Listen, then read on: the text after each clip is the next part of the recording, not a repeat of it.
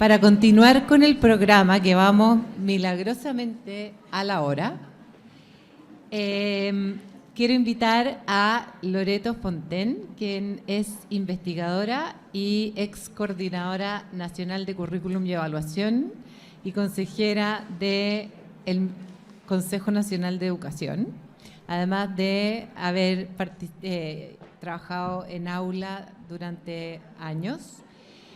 Y a Magdalena Plant, profesora de lenguaje, directora de colegio en 2 ocasiones, en la Fundación Astoreca y en el Colegio Sagrado Corazón de la Reina, y actual colaboradora de Horizonte. Las quiero invitar, por favor, a que comencemos con nuestro espacio sobre conocimiento del mundo.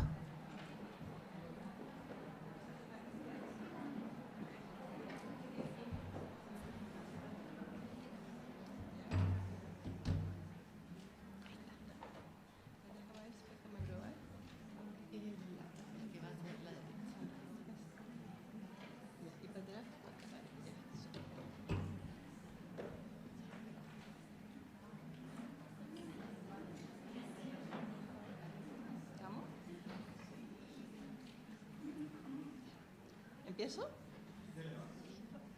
Bueno, en primer lugar, muchas gracias por invitarme. Yo llevo harto tiempo ya fuera de las pistas, así que no me siento...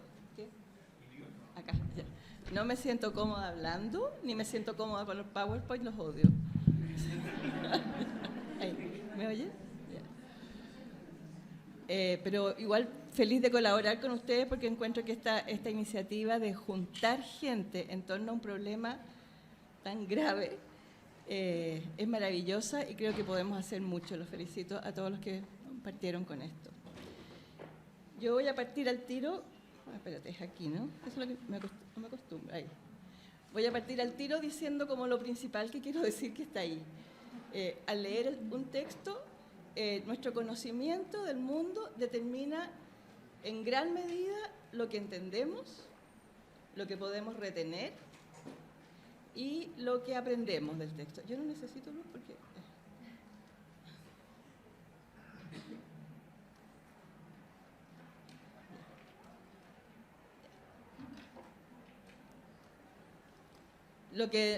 repito entonces, lo que entendemos, lo que retenemos y lo que aprendemos de un texto está en gran medida determinado por el conocimiento que traemos antes de llegar a ese texto.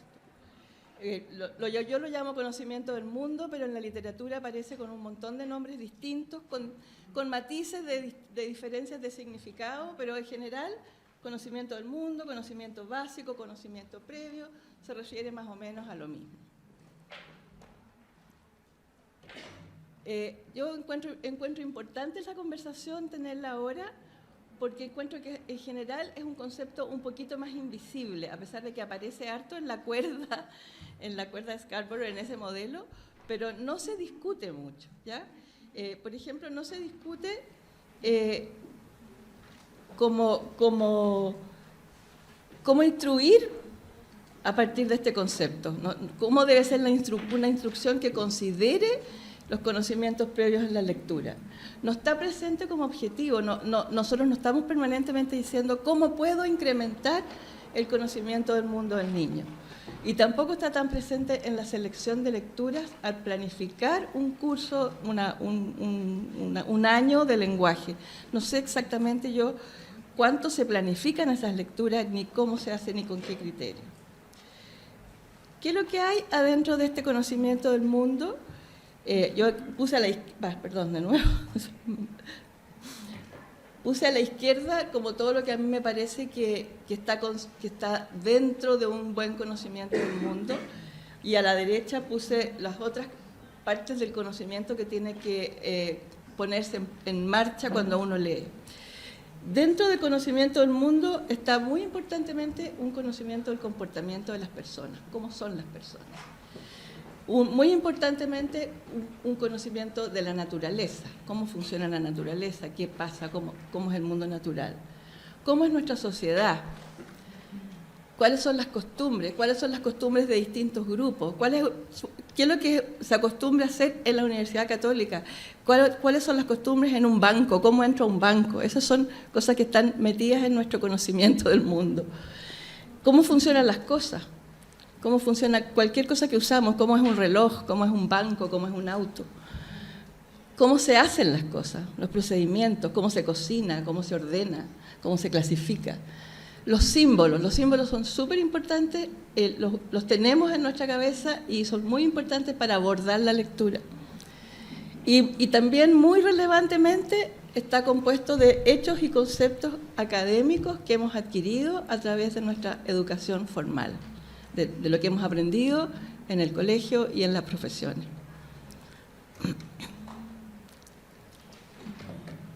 Yo aquí quiero mostrar, yo busqué un textito que para mí fuera difícil y lo puse aquí, no lo vamos a leer, léanlo ustedes despacio, pero lo interesante de este texto es que desde el punto de vista de estilo o de dificultad de palabras no tiene dificultad. La gran dificultad es que yo no tengo idea de lo que están hablando ahí. ¿Ya? O sea, mi frontera para abordar ese texto es solamente conocimiento, porque las frases no son complicadas, no hay una retórica complicada, no hay palabras que yo no conozca su significado, pero supone en el lector un conocimiento que yo por lo menos no lo tengo. Y eso es una dificultad que los niños la tienen muy a menudo. ¿Cómo se forma el conocimiento del mundo? Bueno, a partir de la experiencia, a partir de nuestra interacción con el mundo, a partir de lo que nos entregan los otros, las otras personas, a partir de nuestros sentidos, en parte importante, y muy relevantemente a partir de lo que uno lee a lo largo de la vida y a partir del aprendizaje formal, el aprendizaje escolar, profesional y también laboral. Por ejemplo, lo que yo aprendí en filosofía sobre la calidad de los argumentos me acompaña toda la vida. Lo que yo aprendí cuando aprendí a manejar me acompaña toda la vida, etcétera.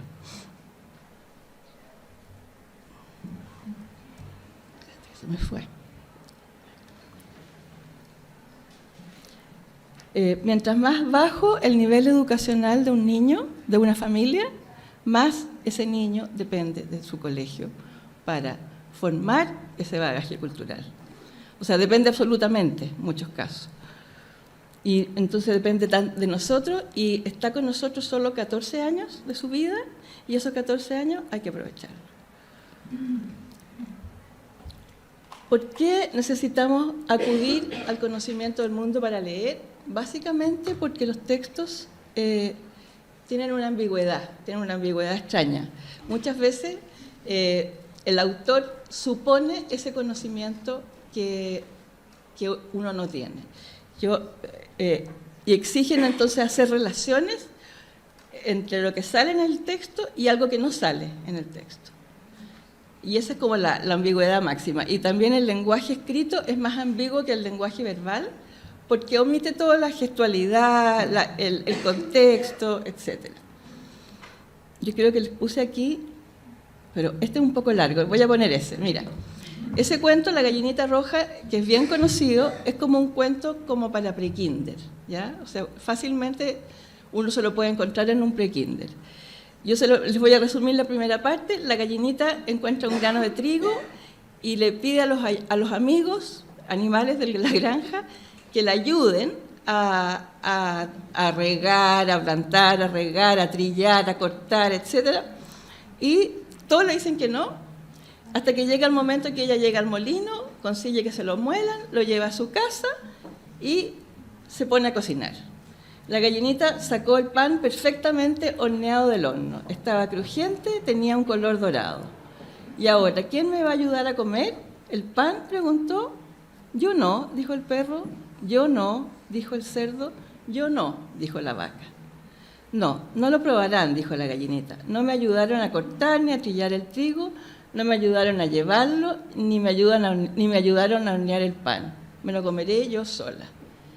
Y nadie dice que el pan se hace con harina, y nadie dice que la harina viene de trigo molido. Eso no está en el cuento, en la versión que yo tomé por lo menos. Entonces, ese salto es el salto como de información que el niño tiene que dar. Y es como lo que falta. Esa es como la información que falta para hacer sentido completo. ¿Y por qué? O sea, un niño de campo probablemente para él eso es obvio, pero para un niño de ciudad el pan es de la panadería.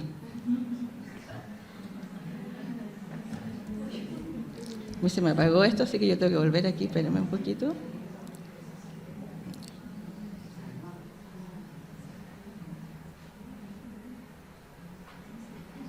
Ya.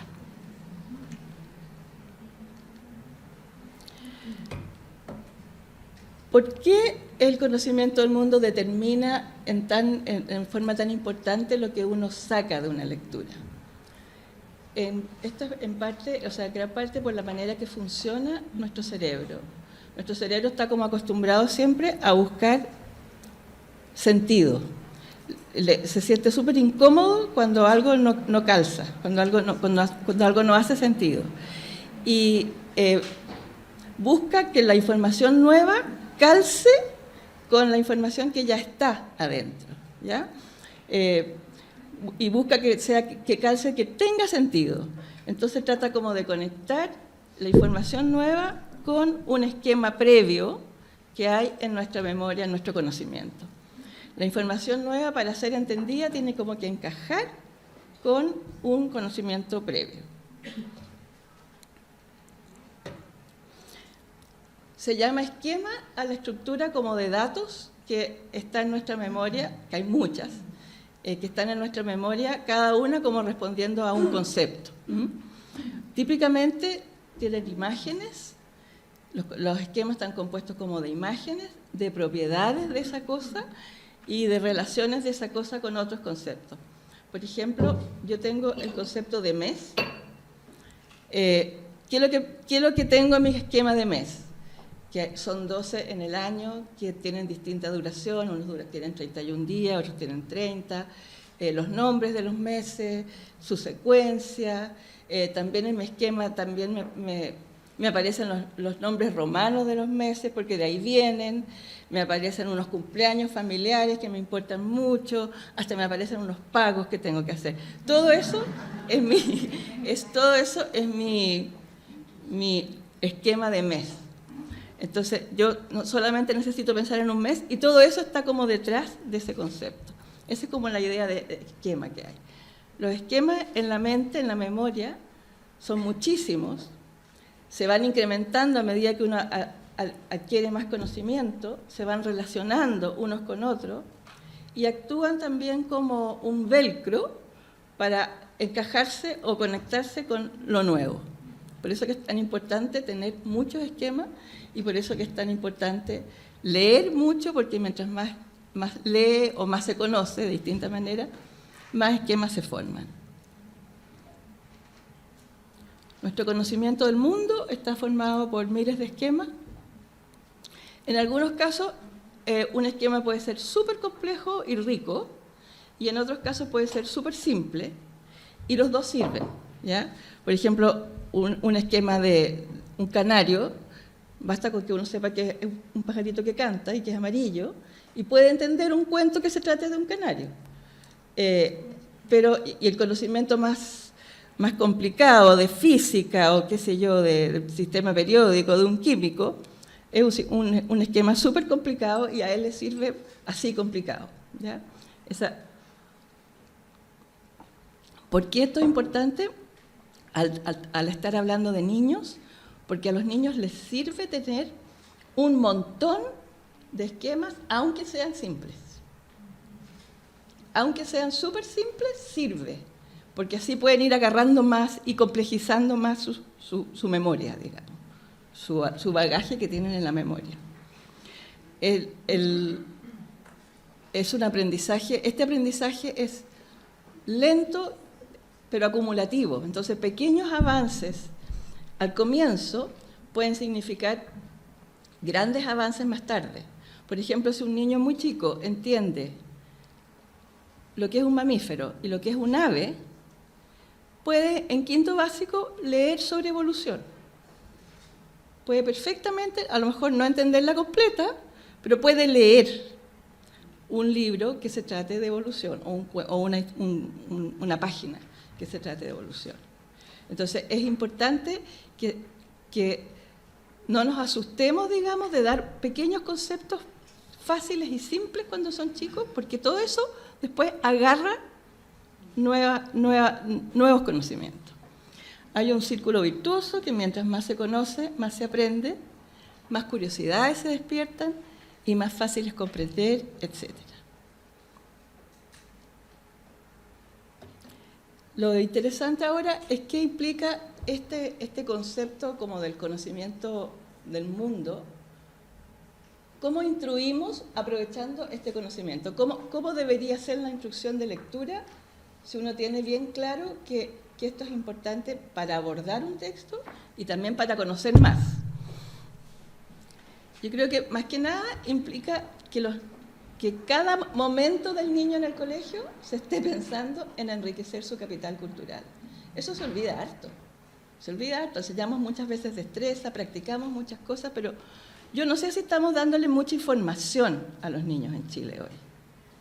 Yo comparo como con lo que uno lee de otros países y me da la impresión que los niños de Chile en general no se los trata como si fueran capaces de entender un montón de información.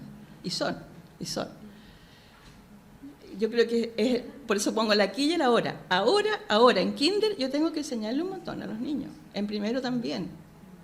Y ir paulatinamente enriqueciendo. También es muy importante que los niños se transformen en lectores autónomos cuanto antes, porque así pueden ellos seguir leyendo y aumentando su bagaje cultural. Y el cuanto antes, yo creo que es bien realista decir que tiene que ser en primero. Tiene que ser en primero y puede ser en primero. Aquí yo veo muchas caras que hacen así, porque muchos de ustedes lo logran en primero, pero hay muchas escuelas en que la gente no cree que logre eso. Y eso es bien importante tenerlo en cuenta. También creo que más que decisiones de un profesor, son decisiones como del sistema, del colegio en general. O sea, un profesor puede hacer mucho por sus niños, indudablemente, pero se potencia todo si todo el sistema se pone de acuerdo en que este colegio va a aumentar permanentemente el capital cultural, el conocimiento del mundo de sus niños. Nosotros no dominamos lo que pasa en la casa, no tenemos ningún control sobre lo que el niño vive fuera de las 8 horas de colegio. Pero sí tenemos control sobre esas 3 cosas: la clase de lenguaje, la selección de las lecturas y las materias escolares, todas las materias.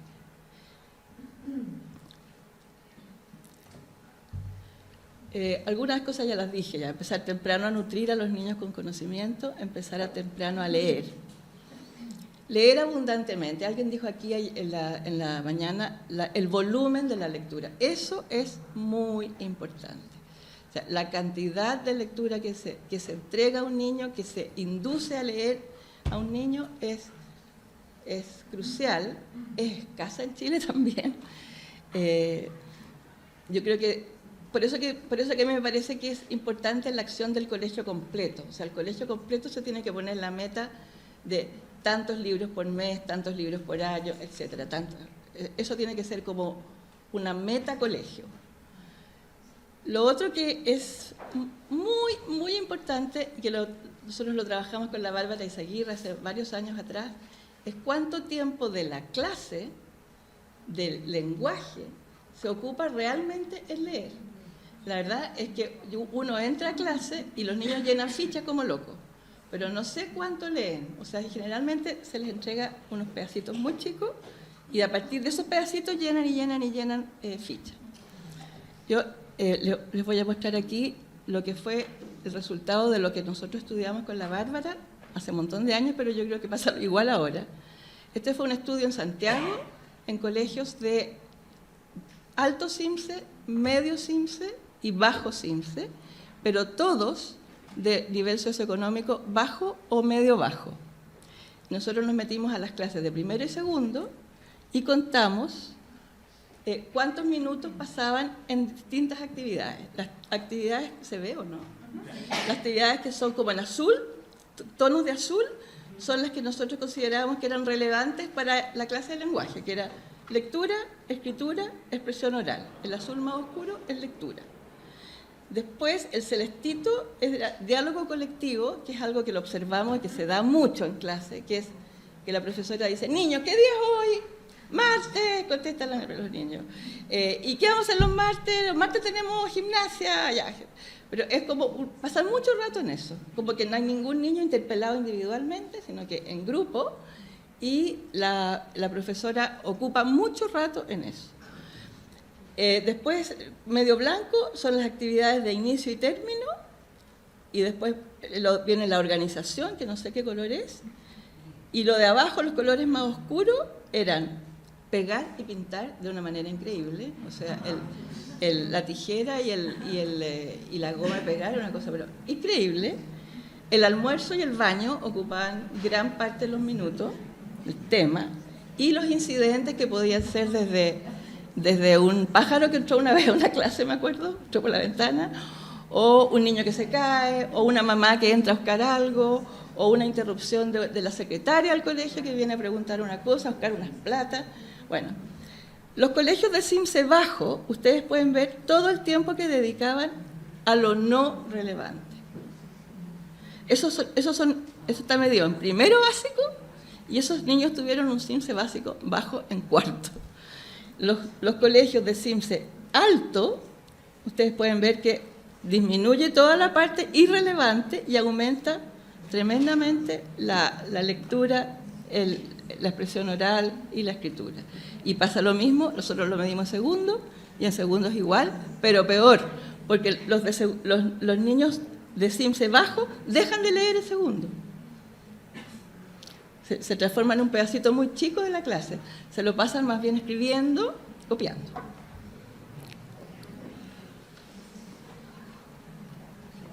¿Y por qué traigo esta colación? Porque si no leen, no pasa nada.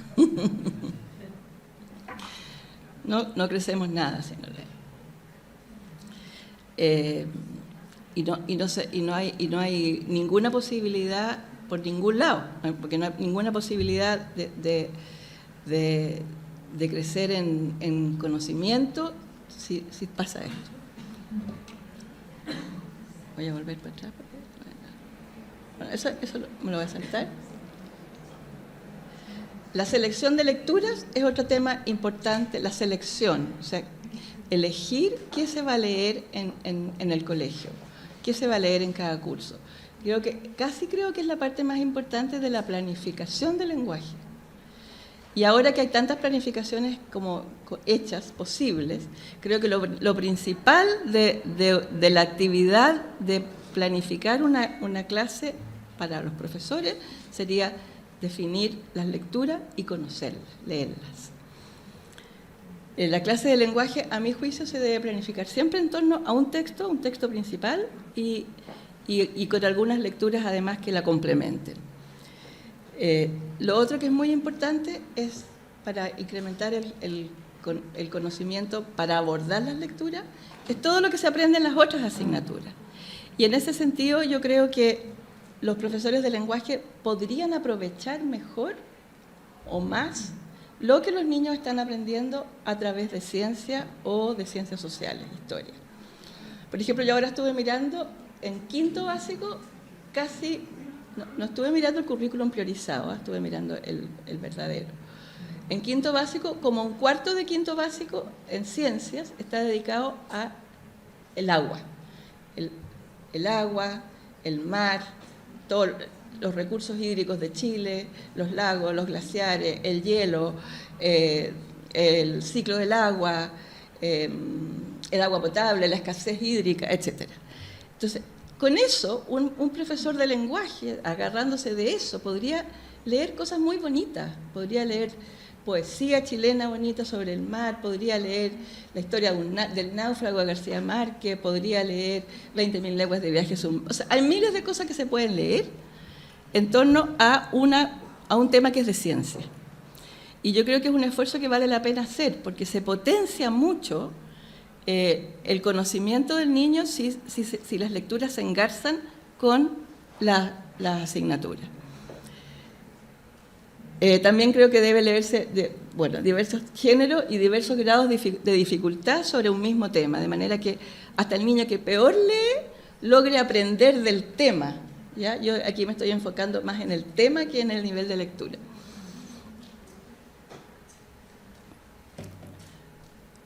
¿Qué implica lo que yo estoy hablando para el momento de hoy?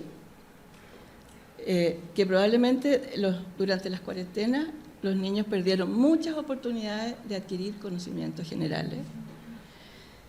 Probablemente llegaron niños muy distintos unos de otros a los colegios y probablemente los más pobres están peor. Y yo creo que una de las cosas que es muy importante hacer es para los más pobres enseñarles con harto cuidado las asignaturas también. Yo soy hincha de la lectura y considero que es lejos lo más importante de aprender, pero creo que para leer comprensivamente y para enriquecerse con la lectura se necesita tener conocimiento de lo otro. Entonces es muy importante no ignorar en básica las asignaturas. Y yo por eso estoy preocupada por la priorización, porque me parece que, de partida, que los colegios de élite no han priorizado y van a enseñar todo. Me parece que hay que tener cuidado porque yo creo que los niños que saben poco hay que enseñarles más y no menos. Y con eso termino.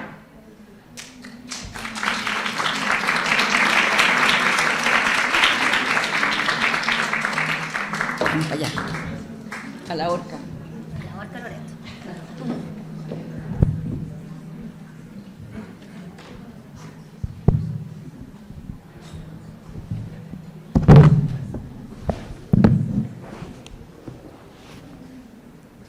Hola a todos, yo quiero dar gracias por esta oportunidad porque es un tema, el conocimiento del mundo, que no se habla, que no se comenta, que no se discute mucho en los colegios, y quiero partir con una pregunta que toca un tema que tú abordaste como a la pasada, políticamente incorrecto. Eso para sorprender al público. Tú hablaste de que el sistema es responsable de determinar qué leen los estudiantes en cada momento. Pero el sistema lo hacemos los profesores y todos sabemos que tenemos muchos profesores cuya experiencia escolar es muy pobre, que entran a las escuelas de pedagogía con muy bajos puntajes y por lo tanto sus posibilidades de determinar estos libros son pocas. Entonces, ¿cómo hacernos cargo? ¿Qué nos recomiendas tú, como en mi caso como directivo escolar, para subsanar este problema? Porque quizás no podemos recurrir a nuestros profesores. Mira, ¿se oye o no? Yo creo que el problema que tú dices real es bien grave y no tiene solución fácil.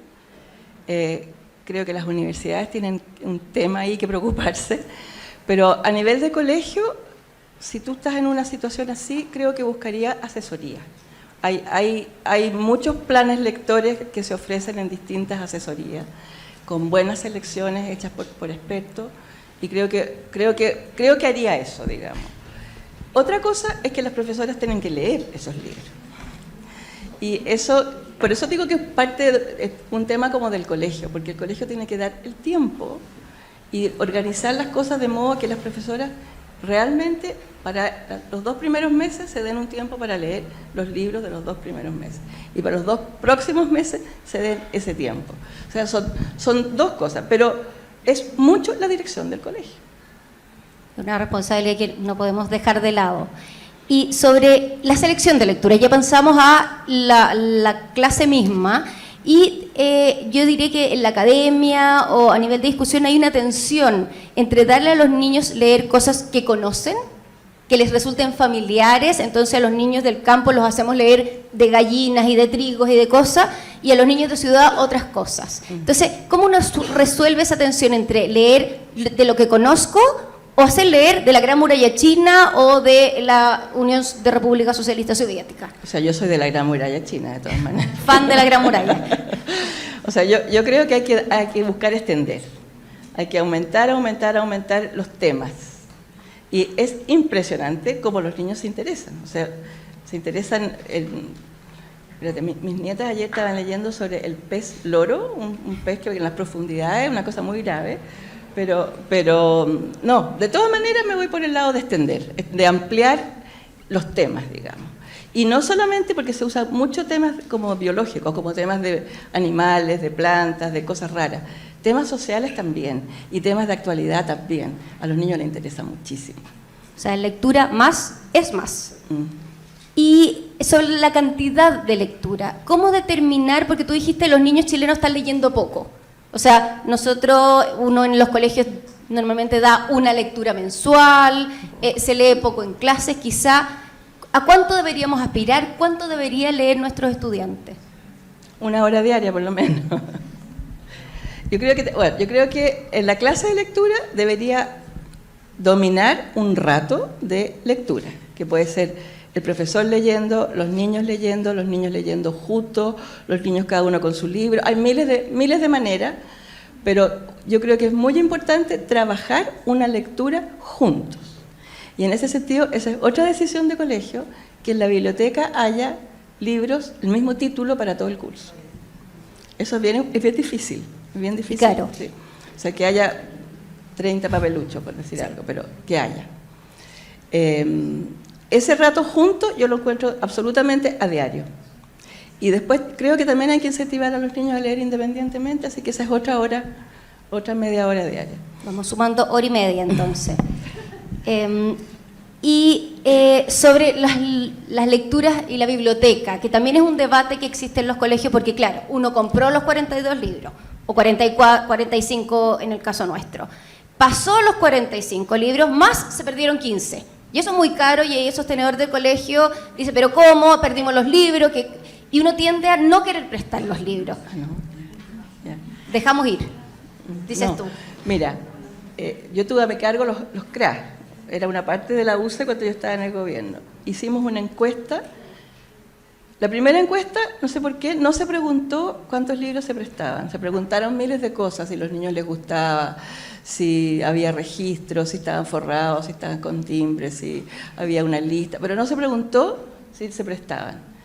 Y cuando caímos en la cuenta, preguntamos y la gente del CRA casi se desmayó porque no se prestaban libros en ningún colegio casi. No se prestaban para casa. Se leía mucho en la hora de biblioteca, en la hora del cuento, se trabajaba mucho ahí, pero realmente no se prestaban. Está calculado para que se presten y está calculado para que se pierdan también. Y tiene que estar calculado así. Hay miles de métodos para presionar a los niños para que los devuelvan y los colegios lo hacen. Y hay que hacerlo. Pero también hay que calcular que hay una pérdida, tiene que haber. Se tienen que ir a la casa los libros. Si esa es la pregunta, se tienen que ir a la casa. Los dejamos ir entonces.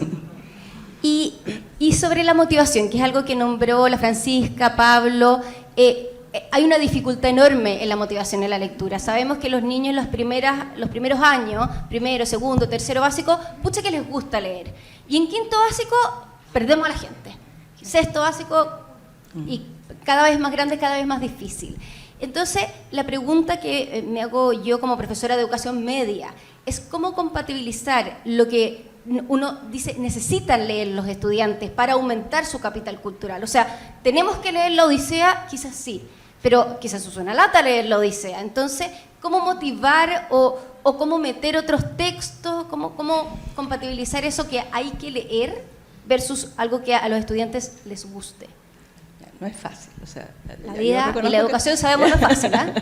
Yo reconozco que no es fácil, pero mira, varias cosas que pasan. Una cosa que pasa, especialmente en Chile, es que no hay tanta lectura buena para esa edad. Entonces hay que tratar de darle un saltito, llevarlo a lecturas un poco más adultas. Eso a mí me ha resultado. Me ha resultado en sexto leer, por ejemplo, Lo que el viento se llevó. No con el curso, pero niños que la leyeron, ¿ya? Porque como que no sabían, no había como encaje, no había cómo encajarles cosas. Esa es una cosa. Otra cosa es que grandes libros como la Odisea, yo lo leería en clase. Yo lo leería en clase con ayuda del profesor. Eso se hace mucho en los colegios americanos, ingleses. El profesor lee con los niños. Leen un capítulo juntos y uno cada uno por su cuenta. Uno juntos y uno cada uno por su cuenta. Yo creo que los más difíciles tienen que ser mediados. La lectura personal tiene que ser un poco elegida también. Y por eso que es importante el darle como un abanico. Y yo reconozco que es difícil encontrar buenos libros para quinto, sexto, séptimo. Es verdad. Cada vez hay más, gracias a Dios. Cada vez hay más. Yo que soy fan de Harry Potter ahí, le agradezco para siempre a esa mujer. Fantástica. Y quizá compatibilizar también con estas nuevas estrategias o tipos de libros, las mangas, los cómics, los libros álbum, que quizás, como dices tú, leer en el colegio la Odisea, pero quizás mandar a la casa un cómic de la Odisea y trabajar ahí. Claro. Y sobre esto que hablabas de la diversidad, uno como profesor de lenguaje siempre como que quiere hacer la prueba de lenguaje finalmente y poner la bendita nota. Entonces, ¿cómo compatibilizar eso con darle esta amplitud a los estudiantes que lean? ¿O es necesario que todos los niños, todos los estudiantes lean todos los textos? ¿O uno podría dar más manga ancha? A ver, yo me propondría como unos pocos que los tienen que leer todos y otros que son como opcionales. Y siempre tendría en mi mente que lo que yo tengo que hacer en clase de lenguaje es que lean y que escriban, y los otros contenidos los pongo un poco más secundarios. Entonces mi prueba debe ser de lectura y de escritura, o idealmente de escritura, sobre una lectura. Última pregunta, pues yo podría seguir. Y ahí, ¿cómo incorporar a los profesores de otras asignaturas? Que uno en general como profe de lenguaje como que trata de involucrar a los de ciencias, que mira con cara, es que no alcanzo a pasar la materia si empiezo a leer cosas tuyas. Sí. Como que se les acaba el tiempo, y el de historia no, así que voy a leer un textito corto, esto que decías tú, una fuente muy cortita, pero uno quisiera más. Entonces, ¿cómo juntar materias? ¿Cómo hacer cosas, asignaturas que conversen en el tema de la lectura? Mira, yo creo que, a ver, yo buscaría un tema, unas 2 veces al semestre, un tema común con alguno de ellos, o con los 3, no sé, con ciencia, arte es útil. Y buscaría un tema y trataría como de, en lenguaje, leer cosas de ellos. Al revés. Al revés. Ayudar sí, uno como profe de lenguaje. Sí. Que se pueden encontrar relatos históricos, se pueden encontrar descripciones de paisajes, si estamos hablando de geografía, se pueden encontrar algo de un animal, no, sí se puede. Del mar, por ejemplo, se podría mucho. Muchísimo, súper. Entonces, es mejor llevarlo a la clase de uno, yo creo. Súper, muchas gracias, Loreto. Gracias a todos por la atención.